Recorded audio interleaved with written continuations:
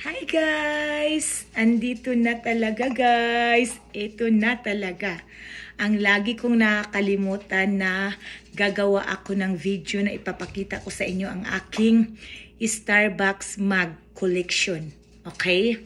Ito guys, ito yung mga estate na mga napuntahan ko dito sa Amerika. So, kung ilan yung mug na nandito sa harapan ko guys, ito yung mga estate na napuntahan ko dito sa Amerika. Okay?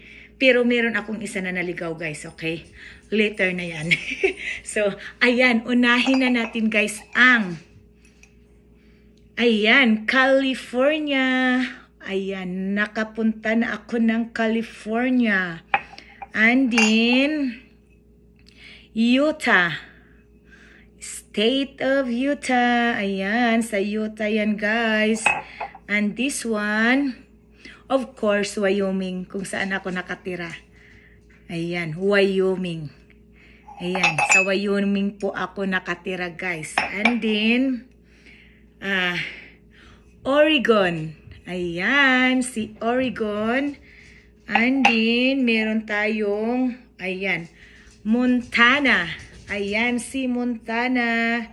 And next, Idaho.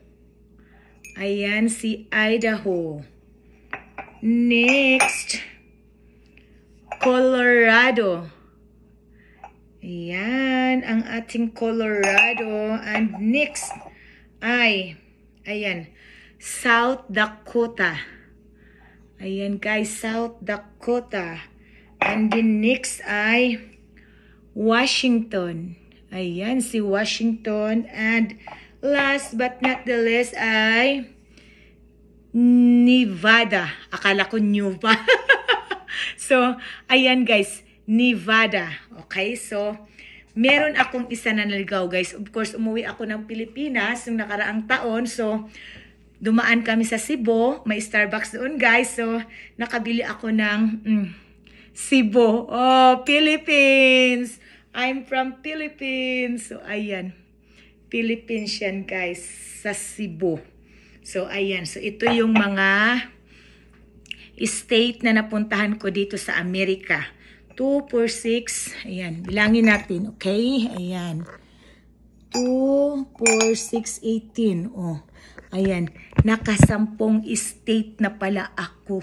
O, diba? Parang ang bilis nun na.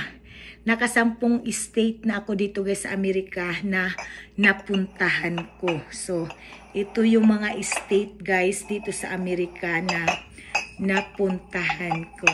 So, ayan. So, nakita nyo na. 10 state na po ang napuntahan ko dito. Ayan. Sa wakas. Ayan na guys. Naipakita ko na rin sa inyo.